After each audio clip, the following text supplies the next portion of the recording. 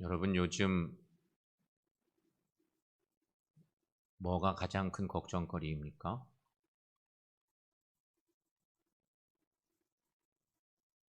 요 근래 여러분 지내시는 동안 여러분을 짓누르는 걱정거리 순위를 한번 생각해 보세요.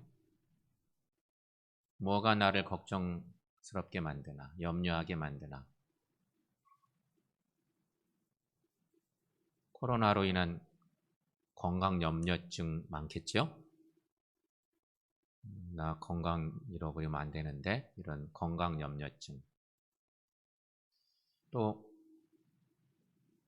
가정경제 큰일 났다 이렇게 생각해서 가정경제 문제 때문에 걱정하는 분들도 계실 겁니다. 그런 걱정 대부분 정도의 차이만 있지 대부분 있겠죠. 또 한 가지, 교회에 대해서 여러분 염려하십니까?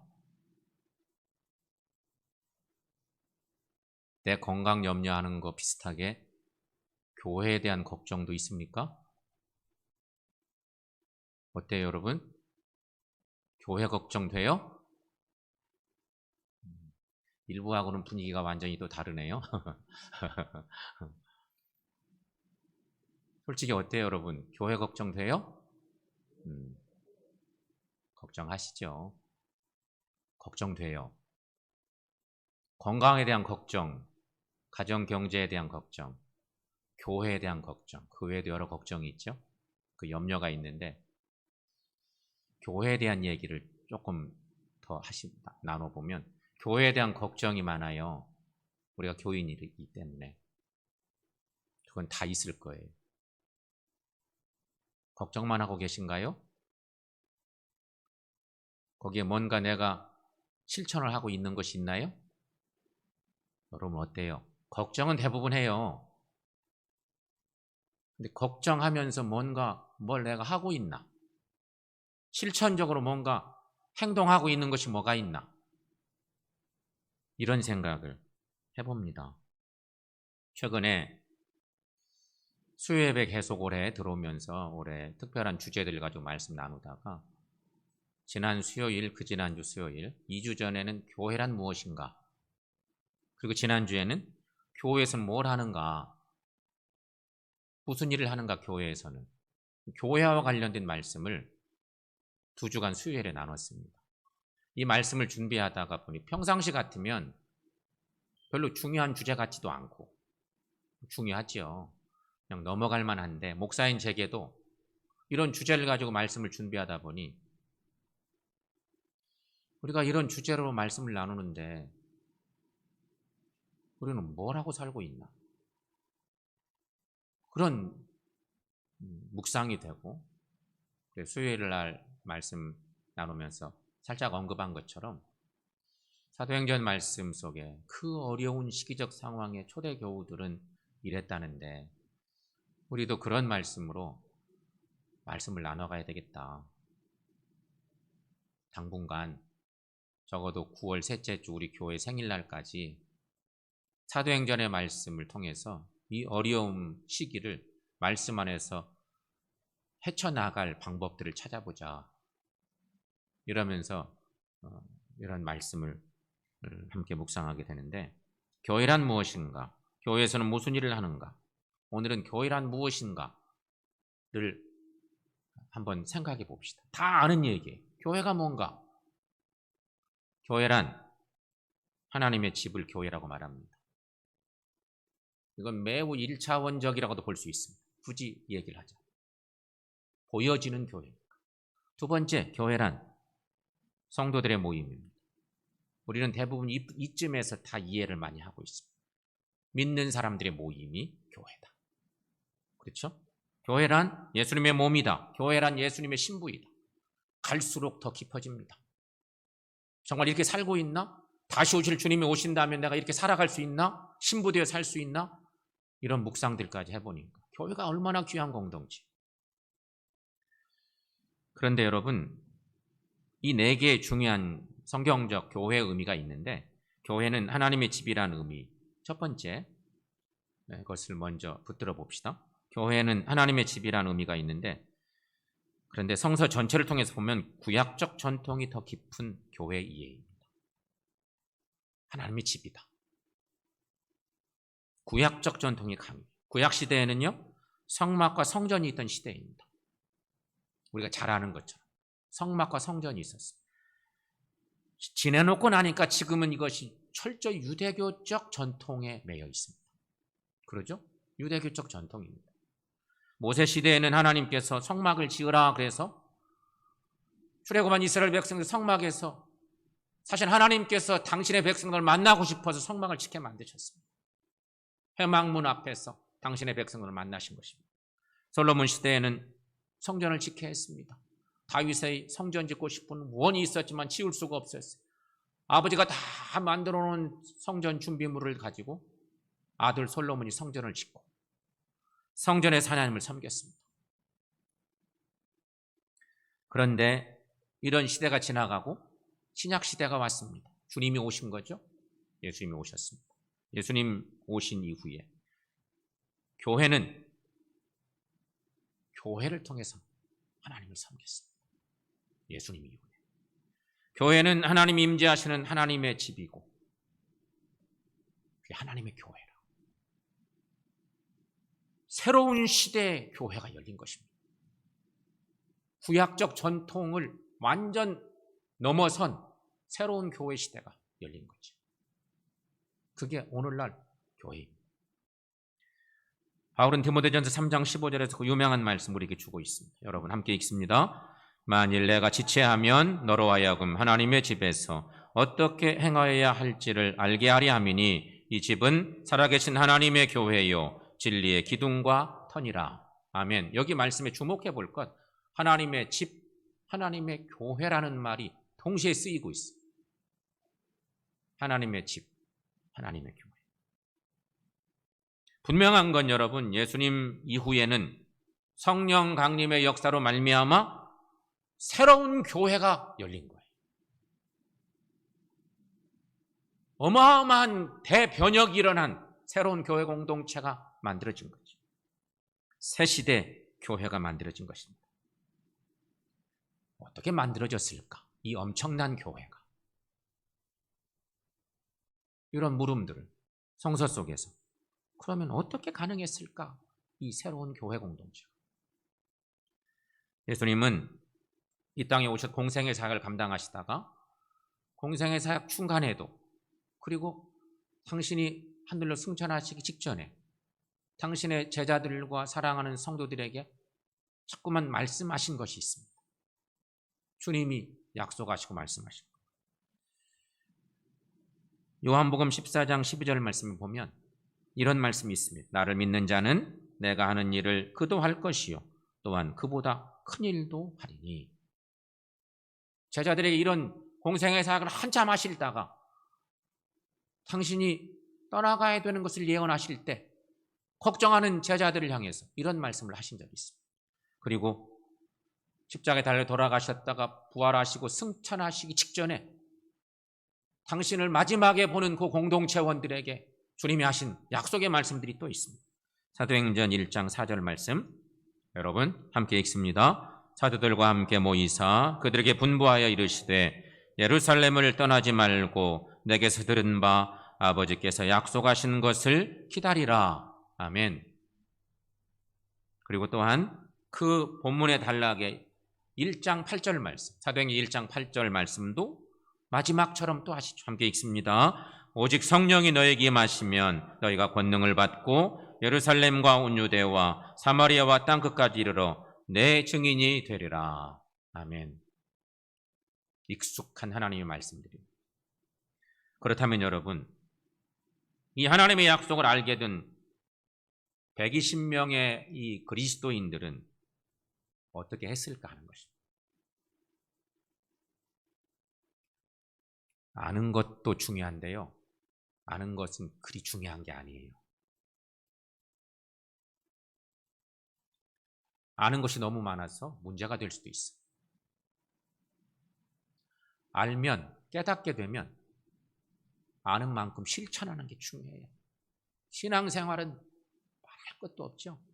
자, 여러분, 이 120명의 성도들은 어떻게 했을까? 주님의 이 약속의 말씀들을, 명령의 말씀들을, 놀라운 권능이 너에게 임할 거라는 이런 말씀들을 들었어요. 가슴 벅차게 들었어요. 어떻게 했을까? 오늘 말씀, 오늘 본문은 그 해답을 얘기해 줘요. 오늘 본문의 내용은 그 해답을 알려주고 있는 거죠. 오늘 본문은 특별히 여러분 그런 얘기 하잖아요. 사람은 살면서 타이밍이 중요해요. 개인의 삶도 그렇고요. 교회 공동체 더더욱 그렇고요. 가정의 삶 말할 것도 없고. 중요한 그 시기에 그 기회를 딱 잡으면 내 개인도 교회도 괜찮아요. 그 시간을 놓쳐버리면 다시는 그 시간이 돌아올 수가 없는 일들이 많아요. 땅을 치고 후회해도 해결할 방법이 없어요. 그 놓치기 때문에 그 기회를. 그거 관계가 있어요. 오늘 본문은 너무너무 중요한 그 타이밍, 그 시간을 얘기하고 있어요. 오늘 본문의 말씀은요. 예수님 승천 사건이 사도행전 1장 6절에서 8절까지 예수님 승천 사건과 오순절 성령 강림 사건 사이에 있었던 열흘간의 이야기. 우리가 잘 아는 거죠. 10일 동안에 있었던 이야기의 소두가 오늘 본문의 얘기예요. 그 10일간이 엄청난 일이 일어나는 시간이에요. 그 기회를 잘 잡아서 놀라운 하나님의 역사를 이뤘는가 하면 그 기회를 못 잡으면 어마어마한 또 다른 후회의 일들이 생기는 거지. 예수님의 승천 사건을 목격한 이 초대교회 성도들은 주님의 약속을 듣고 예루살렘에 머뭅니다. 이게 중요합니다. 예루살렘에 머물기로 한 것입니다. 120명의 그 성도들의 마음속에 그 마음이 확 들었습니다. 이들은 예루살렘에 모여서 주님의 약속을 기다리며 성령 임하기를 기도합니다. 사도행전의 전편이 누가복음입니다. 의사 누가가 누가복음을 먼저 기록하고 그 후편처럼 사도행전을 기록했어요. 같은 저자가 누가복음을 기록하고 그 다음에 사도행전이 뒤편처럼 후편처럼 붙은 건데 누가복음의 마지막 구절에 이런 말씀이 있어요. 누가복음 24장 51절 53절 축복하실 때에 그들을 떠나 하늘로 올려지시니 예수님 승천 얘기입니다. 하늘로 올려지신 것을 그들이 본 거죠. 그들이 그에게 경배하고 큰 기쁨으로 예루살렘에 돌아가 늘 성전에서 하나님을 찬송하니라. 의미는 딱 그 시기에 그들이 120명의 그들이 어떻게 했는지를 얘기해요. 주님의 명령, 주의 약속을 듣고 감동받아서 예루살렘에 돌아가서 한 사람도 대화에서 틀어지지 않고 성전에 날마다 모여서 하나님을 예배하고 기도했다. 여기 성전은 조금 여러 가지 생각해 볼 의미가 있기도 한 표현이기도 해요. 그런가 하면 사도행전 오늘 1장 12절 말씀 같은 내용인 거죠. 거의 여러분 12절 말씀 함께 읽습니다. 제자들이 감람원이라 하는 산으로부터 예루살렘에 돌아오니 이 산은 예루살렘에서 가까워 안식일에 가기 알맞은 길이라. 아멘. 뒷배경으로 있는 저 그림이 성전산과 감람산을 이렇게 전체 아우러서 그린 그림이에요. 그리 멀지 않은 곳에 마가다락방이 있었어요. 예루살렘으로 돌아가서 주님 승천을 목격한 그들이 돌아가서 함께 지낸 거예요. 함께 지내는 시간. 결국 사도들과 120명의 사람들은 예수님의 말씀대로 순종했다는 것입니다. 가슴 벅찬 일이 생겼는데 야 우리 정신 바짝 차리고 함께 모여 기도하자. 그렇게 된 것입니다. 한 마음으로 기도했던 무리들은 예수님의 제자들인 사도들과 예수님의 모친과 형제들 그리고 예수님을 따르던 여인들을 비롯한 120명이었어요.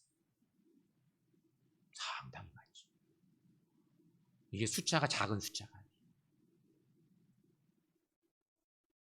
사도행전 1장 13절 15절 말씀에 그 말씀 저렇게 기록돼 들어가 그들이 유하는 다락방으로 올라가니 베드로, 요한, 야고보, 안드레와 빌립 도마와 바들로메, 마테오와 및 알페오의 아들 야고보, 셀롯인 시몬, 야고보의 아들 유다가 다 거기 있어 여자들과 예수의 어머니 마리아와 예수의 아우들과 더불어 마음을 같이하여 오로지 기도에 힘쓰더라.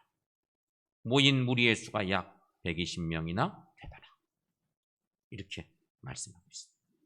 여러분, 이들이 주님 말씀에 순종하며 기도했습니다.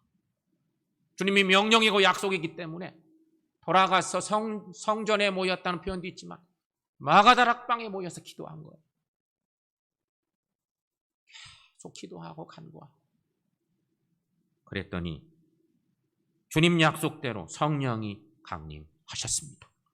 성령 강림의 역사로 말미암아서 성도들의 생활 중심이 될 교회가 시작된 것입니다.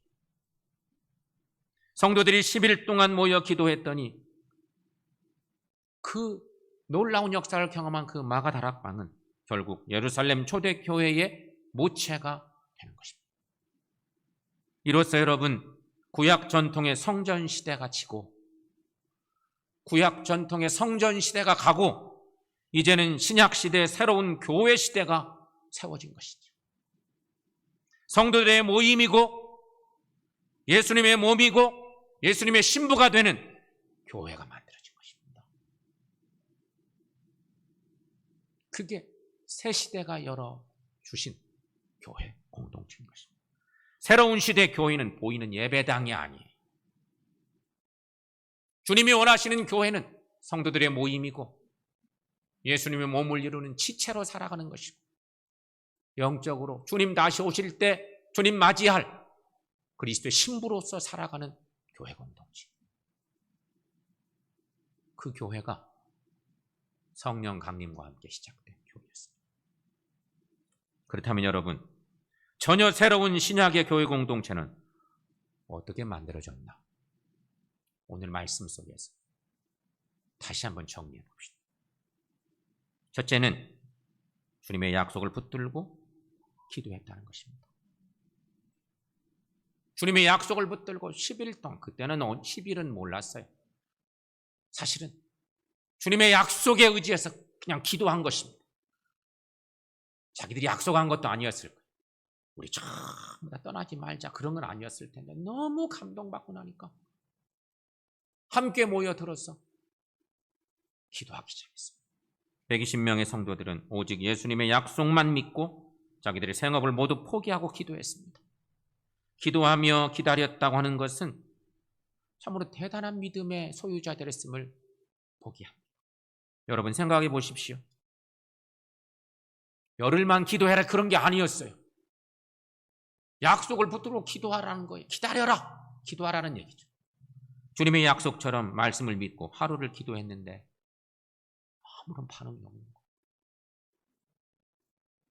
무려 120명의 사람들이 모여서 땀을 흘리면서 정말로 목청을 높여가면서 하루 종일 기도해도 아무 응답이 없어요.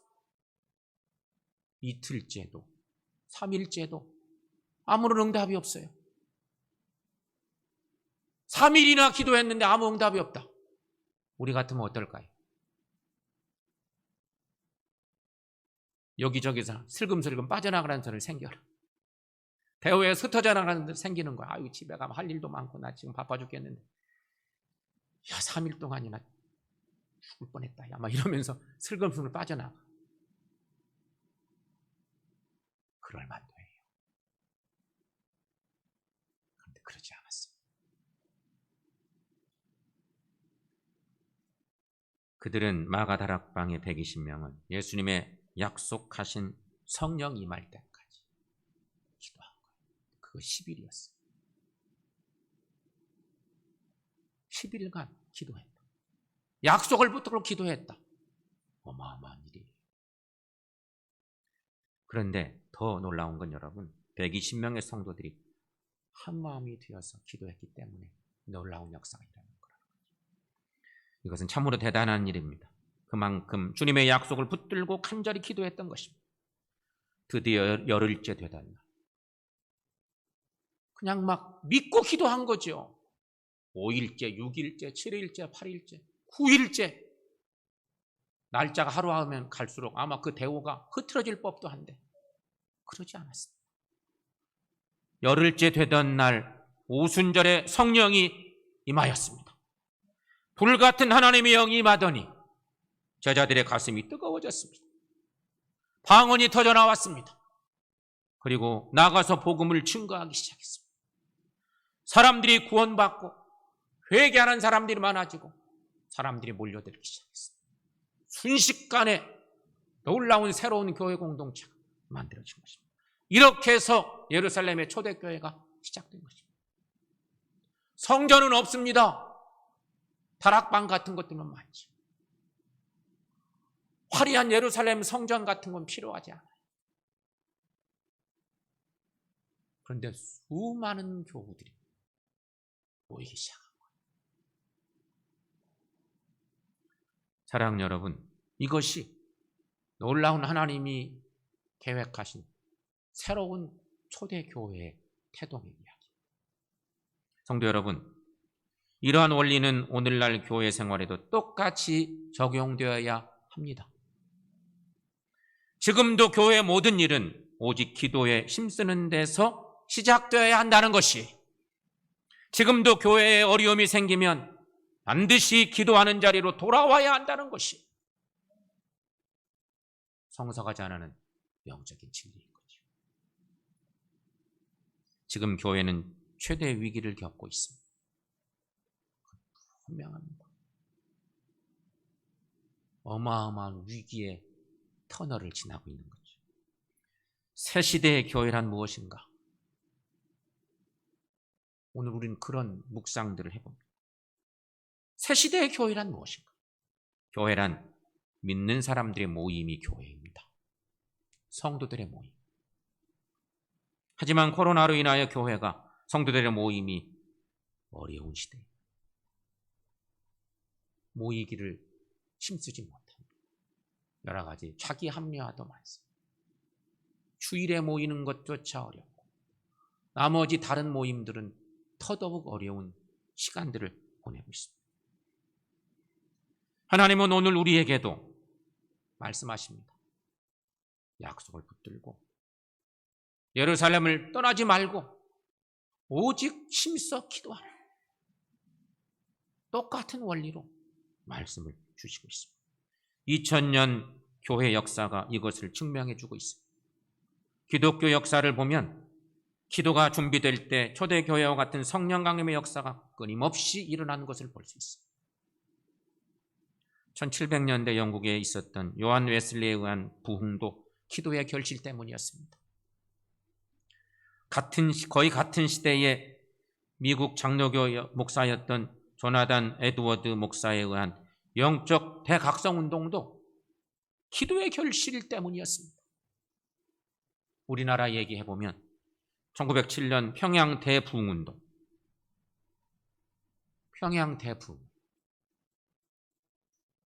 당시 한국의 예루살렘이라고 불렸던 평양, 복음이 가장 먼저 들어가서 정말로 복음이 꽃을 피웠던 평양에서 대부흥운동이 일어났어요. 1907년.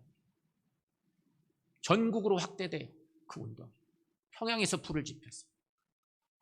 원칙적으로는 원산에서 시작됐다고 그러는데 평양에서 꽃을 피우고 남한으로도 막 영향을 주고, 그리고 10년이 조금 넘은 1919년에 3.1 만세운동이 평양 대부흥운동이 불씨가 되어서 그 당시 교인들이 많지 않았지만 어마어마한 비폭력 평화 운동을 벌이고 그 역사의 길이 남을 그 운동을 벌였다고 보는 거죠. 이 모든 것들이 여러분 기도와 관계가 있습니다. 그러므로 여러분, 우리는 주님을 위한 일에 한 마음이 되어 기도하셔야 한다는 것입니다. 성경 말씀을 보시면 오늘 본문 14절 말씀에 보면 13절을 가로에 묶어서 이렇게 표현할 수 있어요. 13절은 예수님의 11제자, 가룟 유다를 뺀 11제자 얘기가 마가다락방에 들어가 봤더니 제자들이 다 있는 거예요. 제자들만 있는 게 아니고 제자들을 위해서 함께 힘쓰고 있었던 신실한 믿음의 사람들이 또 거기 있었어요. 그래서 거기 말씀, 여자들과 예수의 어머니 마리아와 예수의 아우들과 더불어 마음을 같이하여 오로지 기도에 힘쓰더라. 예수님의 11제자를 비롯한 이 많은 믿음의 식구들이 있어서 대오가 흩어지지 않고 성령이 임할 때까지 계속 기도한 거예요. 모이기를 힘쓰고 주의 약속의 말씀을 붙들고 기도했다. 여기 주목할 것은 마음을 같이하여 오로지 기도에 힘썼다는 것입니다. 새 시대를 여는 교회 공동체를 만드는데 헌신했던 신실한 믿음의 사람들이 있었다는 거죠. 사랑하는 여러분, 신약 성경에는 마음을 같이하여라는 말이 11번 사용되고 있습니다. 그런데 놀랍게도 10번이 사도행전에 표현되어 있습니다. 새 시대를 열어가는 교회 공동체를 얘기하는, 소개하는 사도행전에 10번이 소개되고 로마서에 1번 소개되어 있습니다. 이렇게 한 마음이 되어 기도하는 일 중요합니다, 여러분. 이렇게 기도할 때 가장 모범적이고 아름다운 초대교회가 만들어지게 된 거예요. 그 불씨 역할을 한 것이 주의 약속을 붙들고 함께 힘껏 기도했더니 하나님이 역사하셔서 새 시대 교회를 열어주셨다 하는 얘기입니다. 그렇습니다.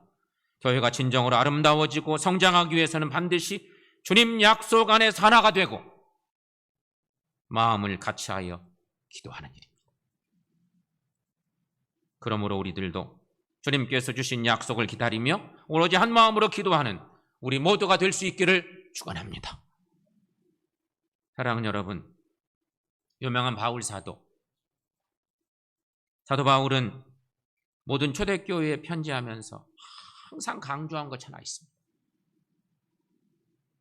사도 바울이 편지할 때마다 늘 쓴 얘기, 우리 하나 됩시다 하는 얘기, 항상 하나 될 것을 강조했어요. 그렇게 교회가 시작되었어도 교회들이 어려움을 겪어요. 초대교회가 막 성장하기도 했지만 교회들이 어느 정도 성장하다가 항상 외풍을 만나. 그래서 막 흔들리는 거예요. 그때 바울이 찾아가서 권면하기도 하지만 때로는 찾아갈 수가 없어요. 옥에 갇혀 있을 때도 많아. 편지를 쓴 거예요. 그게 바울 서신이에요. 편지 쓸 때마다 교회를 향해서 편지 쓰는데 그 핵심 내용들, 많은 교리적인 것도 있지만 신앙적으로 얘기할 때 우리 제발 하나 됩시다, 이런 얘기. 하나 돼야만 삽니다. 하나님이 그걸 기뻐하십니다. 이런 얘기인 거죠. 그 중에 한 가지만 예를 들면 에베소 교회에 보낸 편지 가운데 우리가 잘 아는 저런 말씀이 있어요. 에베소서 4장 1절 3절 말씀 여러분 함께 읽습니다. 그러므로 주 안에서 갇힌 내가 너희를 권하노니 너희가 부르심을 받은 일에 합당하게 행하여 모든 겸손과 온유로 하고 오래 참음으로 사랑 가운데서 서로 용납하고 평안에 매는 줄로 성령이 하나 되게 하신 것을 힘써 지키라. 아멘. 이렇게 말씀하고 있습니다. 성도 여러분, 우리는 주님 안에서 하나 된 존재들입니다. 그렇게 살아야만, 그런 존재들이기 때문에 그렇게 살아야만 주님께 부르심을 받은 자라고 인정받을 수가 있다는 것입니다. 그래야만 주님의 일을 이루어 갈 수 있고요. 그래야만 주님의 교회를 건강하게 세워나갈 수 있습니다. 오늘날 수많은 교회들이 늘 고민하는 게 있습니다. 이 땅에 많은 교회들이 다 고민하는 것. 어떻게 해야 건강한 교회가 될까? 이런 고민. 건강한 교회. 요즘 오래전부터 건강한 교회를 꿈꿉니다. 건강한 교회를 꿈꾸는 걱정이죠. 염려, 고민.